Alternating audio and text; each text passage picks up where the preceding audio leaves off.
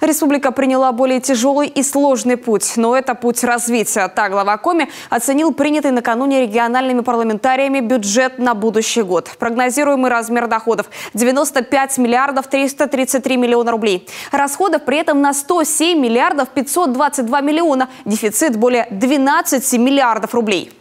Можно пойти по совсем простому пути. Вот есть у нас доходная часть 95 миллиардов 333 миллиона. Вот на 95 миллиардов 333 миллиона и спланировать расход. Очень хорошая история, но не для нас. Почему? Потому что тогда на 12 миллиардов, которые мы запланировали сверх доходной части, мы бы не построили садов детских, не построили бы школ, больниц, ФАПов, не построили бы дороги, не выплатили бы социальные выплаты. То есть мы бы жили, что называется, посредством, но при этом без всякого развития. Порядка 2/3 расходов бюджета направлены на реализацию республиканских госпрограмм в сфере здравоохранения, образования, социальной защиты, занятости, культуры и туризма, физической культуры и спорта. В 2023 году на социальный блок выделено более 70 миллиардов рублей. Правительство республики выполнит в полном объеме все взятые на себя обязательства в сфере социальной защиты населения будут сохранены и предоставлены все меры социальной поддержки. Теперь подробнее о том, на что именно пойдут деньги. В рамках адресной инвестиционной программы на трехлетний период 58% расходов приходится на социальные объекты. Сфера здравоохранения до 2024 года получит 5,9 миллиардов рублей на строительство 31 объекта. В их числе, к примеру, республиканская инфекционная больница в Сыктывкаре или лечебные учреждения в Чилья-Юре и Усть-Куломе. Сфера образования получит 3,7 миллиарда рублей. Будет построено 5 объектов. Ожидается сдача школы в столичном микрорайоне Емваль. Начнется возведение школы на 825 учеников в самом Сыктывкаре. Продолжится строительство школы на 600 мест в Ижме. Должно начаться возведение детского сада в деревне Бакур.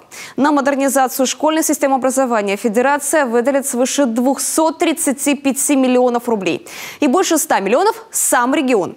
Кроме того, 500 миллиарда рублей будет направлено на организацию бесплатного горячего питания школьников младших классов. В 2023 году в рамках укрепления материально-технической базы муниципальных учреждений сферы культуры из республиканского бюджета Коми предоставлена субсидия в 66 миллионов 750 тысяч на ремонт 8 муниципальных учреждений и 18 миллионов 180 тысяч рублей на создание 5 модельных библиотек. Еще одна статья расходов на развитие физической культуры и спорта. В 2023-м продолжится строительство 2 спортивных объектов – ФОК «Единоборств» в Ухте и спортивный комплекс в селе Объячево Прилузского района. Средства будут выделены на строительство лыжной базы в Сыктывкаре и ремонт асфальтового покрытия трассе республиканского комплекса имени Раисы Сметаниной. Появится в Коми еще одна умная площадка в виде модульного спортивного сооружения. Комплекс мер соцподдержки в республике включает в себя более 80 видов социальных выплат, как федеральных, так и республиканских. Получателями выплат является треть жителей республики. На 2023 год предусмотрено более 13 миллиардов рублей. Следующий плановый период – это 23 и 24-25 годы. Это опять беспрецедентные расходы, направленные на систему образования. Это и на обеспечение самого образовательного процесса, на обеспечение условий, в которых наши дети находятся и в школах, профессиональных учебных заведениях, в дошкольных учебных заведениях. Это их питание, безопасность. Следующий год у нас практически 10 школ будет обеспечено капитальным ремонтом. Причем такая школа, а вернее гимназия имени Пушкина, является объектом культурного наследия. Бюджетные инвестиции в будущем году 7,9 миллиардов рублей. Из федерального бюджета предусмотрены дополнительные безвозмездные поступления. Это 174 миллиона рублей. Субсидия на реализацию программы комплексного развития молодежной политики и регион для молодых свыше 135 миллионов. Благодаря этому в республике появится 3 современных молодежных пространства в Сыктывкаре, Ухте и Усинске. В 2023 году свыше 191 миллиона рублей получат регионы из федерального бюджета в рамках реализации 3 региональных проектов, направленных на поддержку начинающих действующих предпринимателей и самозанятых граждан. При рассмотрении проекта бюджета все решения принимались ответственно и взвешенно. Теперь перед правительством Республики Коми стоит задача обеспечить рациональное и эффективное использование бюджетных средств. Бюджет принимался в особых условиях. Необходимо было учитывать очень сложную геополитическую ситуацию, прогнозировать непредвиденные расходы, риски и, конечно, как всегда, республиканский бюджет зависит от того, каким будет принят или был принят бюджет федеральный. В этой связи считаю, что проведена очень большая работа совместно с депутатами Государственного совета Республики Коми и поступили очень правильно, когда приняли решение рассматривать бюджет республики в 2 чтениях на раздельных заседаниях.